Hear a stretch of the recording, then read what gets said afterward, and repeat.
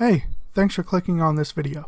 My name is Rocky and this review will be for episode 4 of The Flash. I really enjoyed the moments in this episode towards the beginning where the Team Flash is working on expanding Barry's powers by having him attempt multiple tasks at the same time, all running between them, playing chess and things like that, as it kind of expands on the concept that the Flash or Barry actually doesn't just run fast, everything about him is fast. The way his mind works, the way he reacts, everything is quickened. So this is kind of expanding on that to help him kind of grasp that idea that it's not just physically that he's faster, but mentally he's faster as well. As that's kind of going to be the key for developing his other abilities later on that expand on his speed and using it in various ways. We do get a lot of Felicity and Barry scenes as she's the guest star in this episode.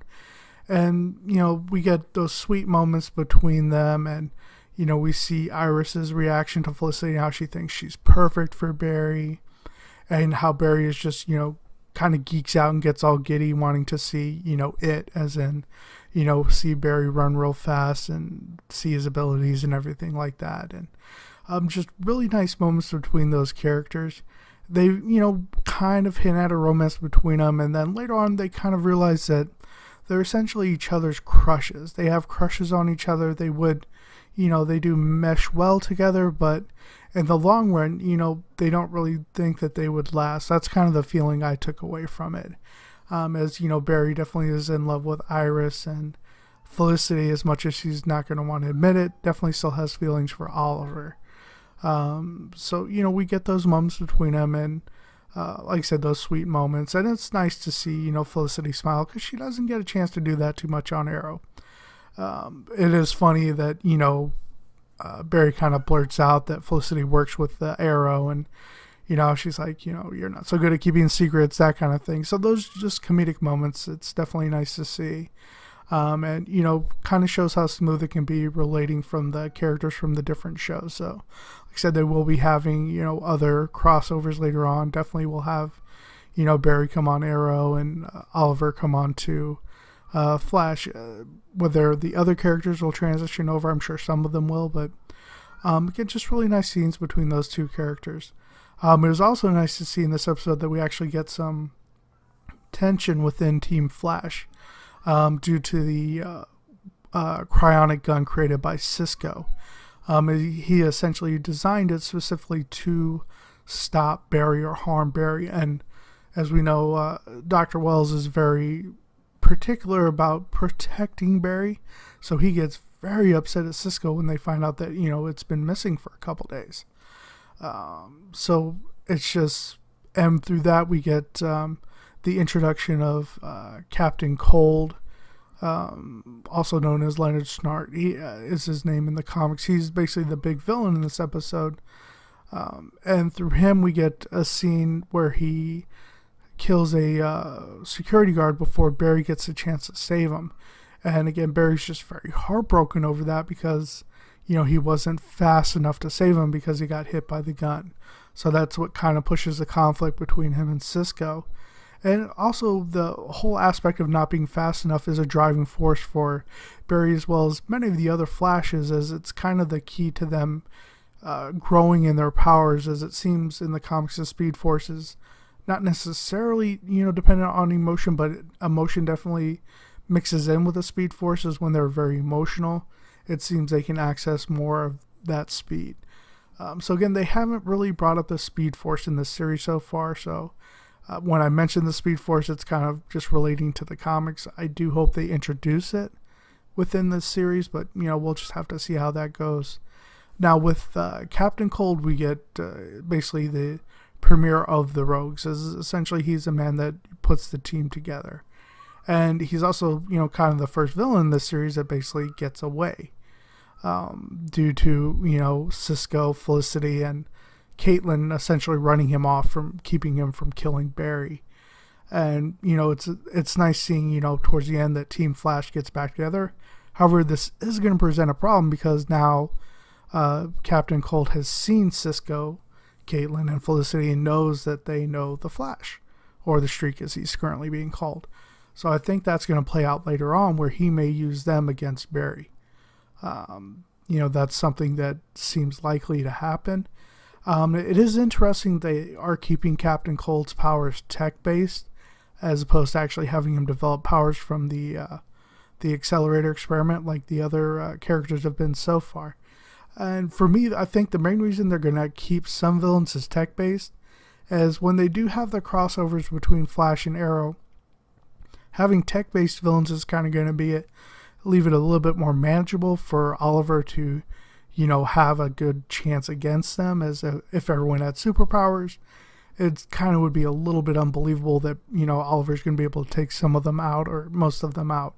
I mean, he's really good and he's tough, don't get me wrong, but, just going up against superpowers all the time, it, would stretch that believability factor that they're trying to build within this universe. And also through Captain Cold, we get the tease towards the end of Mick Roy, aka Heatwave, who's another member of the Rogues. Now, in the Rogues, when I mentioned that, they're basically a group of villains within the Flash comic that he's constantly going up against, either on an individual basis or as a group basis. They're definitely not a cohesive team, as there's definitely a lot of arguments and infighting between them. But this is kind of building on that, the fact that now that there's a hero in the city, there needs to be villains to stand up against him and take the city back, is kind of where Captain Cold's going from.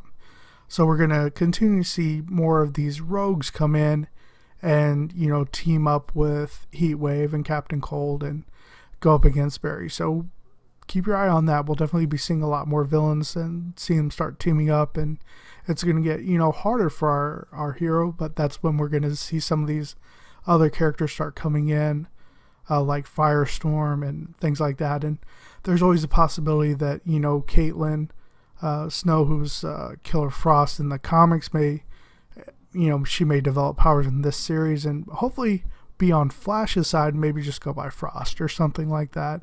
As well as in the comics, Cisco's actually has powers as well, known by the hero named Vibe, and has some type of, sonic kind of abilities. Vibrations, waves, and things like that. So, we haven't seen any, hint of them having powers, but, that's something that could develop later, and, that'll give some more heroes. But we'll just have to see how that plays out. But it's definitely nice getting that nod to the Rogues and seeing that we're going to, see them come together. The only thing I kind of didn't really like about the episode is Wentworth Miller, who played Leonard Snart. His line delivery came across as very dry to me. I'm thinking they played it that way is because they're trying to have him be very cold and calculating what he does. But just for me, it just came across as just a little bit dry, a little bit rough.